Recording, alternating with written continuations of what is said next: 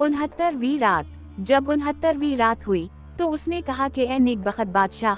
जब शरकान ने ये सुना तो उसका दिल कांपने लगा और इसका चेहरा जर्द पड़ गया और वो थरथराने लगा और उसने सर नीचा कर लिया और उसे यकीन हो गया कि वो दोनों एक ही बाप से हैं और भाई बहन हैं और इस पर गशी तारी हो गई।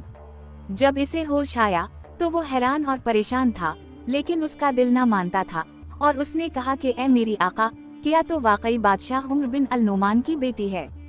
इसने जवाब दिया कि हाँ। शरकान ने कहा कि अपने बाप से छटने और अपने बिकने का हाल बयान कर, और उसने शुरू से आखिर तक सारा माजरा बयान कर दिया और ये भी कहा कि मैं अपने भाई को बैत अल मक़दस में बीमार छोड़ लाई हूँ और वो बदू मुझे चरा लाया था और उसने ताजिर के हाथ बेच डाला था। जब शरकान ने ये बातें सुने तो उसको यकीन हो गया कि वो इसकी बहन और उसके बाप की बेटी है, और वो अपने दिल में कहने लगा कि मैंने क्यों कर अपनी बहन से शादी की। मैं अभी उसकी शादी एक हाजिब से कैसे देता हूँ, और अगर ये बात जाहिर हो गई तो मैं कहूँगा कि मैंने दखूल से पेशतर उसे तलाक दे दी है और बड़े हाजिब से उसकी शादी कर दी है। ये कहकर उसने सर उठाया और अफसोस करने लगा कि ए नुज़हत उज़्ज़मा, तो वाकई मेरी बहन है, और जिस गुनाह में हम मुब्तला हुए हैं इसकी मग़फ़िरत में खुदा से चाहता हूँ, क्योंकि मैं भी बादशाह उम्र बिन अल नुमान का बेटा शरकान हूँ।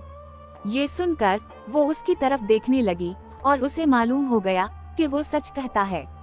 जब उसने शरकान को पहचाना तो उसके कदम डगमगाने लगे और वो रोने और अपने मुंह पर तमाचे मारने लगी और कहा कि ला हौला वला कुव्वता इल्ला बिल्ला, हम किसी गुनाह में मुब्तला हो गए, अब क्या करें? और अगर माँ बाप पूछें कि ये बेटी कहाँ से आई तो क्या जवाब दूं? शरकान ने कहा कि मेरी राय ये है कि तेरी शादी मैं अपने हाजिब से कर दूं और तो मेरी बेटी को उसके घर में पाले और किसी को कानो कौन खबर ना होने पाए कि तो मेरी बहन है, और जो कुछ खुदा ने हमारे साथ किया इसमें इसकी कोई मसलहत होगी। अब हमारा राज सिवाय इसके नहीं छप सकता कि मैं तेरी शादी इस हाजिब से कर दूं कब्ल इसके कि किसी को जरा भी खबर हो। ये कहकर वो उसे दिलासा देने और इसके सर को बोसा देने लगा। अब उसने पूछा कि तो इस लड़की का नाम क्या रखना चाहता है? इसने कहा कि उसका नाम क़ज़ी फ़िकान रखा जाए। इसके बाद इसने उसकी शादी बड़े हाजिब से कर दी और उसको और उसकी बेटी को इसके घर मुंतकिल कर दिया। वहाँ बच्ची की परवरिश कनीज़ों की गोद में हुई और उसे हर रोज शरबत और तरह तरह के सुफूफ दिए जाने लगे। इधर ये बातें हो रही थीं और इधर इसका भाई ज़व अल मकान दमिश्क में आग सलगाने वाले के पास था। एक दिन का वाक़या है कि बादशाह उम्र बिन अल नुमान का कासद शहजादा शरकान के पास आया और अपने साथ एक खत लाया। इसने खत लेकर पढ़ा तो उसमें बसम अल्लाह के बाद ये लिखा हुआ था कि ए अजीज शहजादे, मैं अपने औलाद के गम में सख्त मुब्तला हूँ और सोना सुगंध हो गया है और बेदारी ने आ लिया है। इस खत भेजने का मकसद ये है कि जो ही वो तुझे मिले तो माल और खराज फौरन रवाना कर दीजियो, और इसके हमराह वो कनीज भी जिसे तूने खरीदा और जिसके साथ निकाह किया है, क्योंकि मैं उसको देखना और इसकी गुफ्तगू सुनना चाहता हूँ।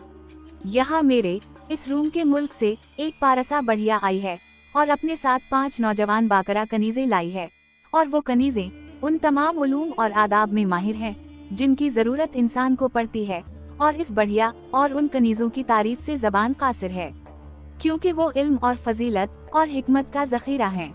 मैं इन्हें देखते ही उनसे मोहब्बत करने लगा और मैं चाहता हूँ कि वो मेरे महल में मेरी मलकियत होकर रहीं, क्योंकि उनकी नज़ीर किसी बादशाह के पास पाई नहीं जाती। मैंने बढ़िया से उनकी कीमत पूछी तो वो कहती है कि मैं दमिश्क के खराज से कम ना लूंगी, और मेरे ख्याल में ये कीमत ज्यादा नहीं है, क्योंकि उनमें से एक एक की कीमत इतनी है। मैंने ये शर्त मंजूर कर ली है और उनको महल में ले लिया है, और अब वो मेरी मलकियत हैं। लिहाजा खराज जल्द रवाना करना कि बढ़िया अपने वतन वापस जाए, और अपनी कनीज भी यहाँ भेज ताकि वो उनसे उलमा के सामने मनाजरा करे। अगर वो गालिब आ गई तो मैं उसे तेरे पास बगदाद के खराज के साथ भेज दूंगा। अब शहर जात को सुबह होती दिखाई दी और उसने वो कहानी बंद कर दी जिसकी उसे इजाजत मिली थी।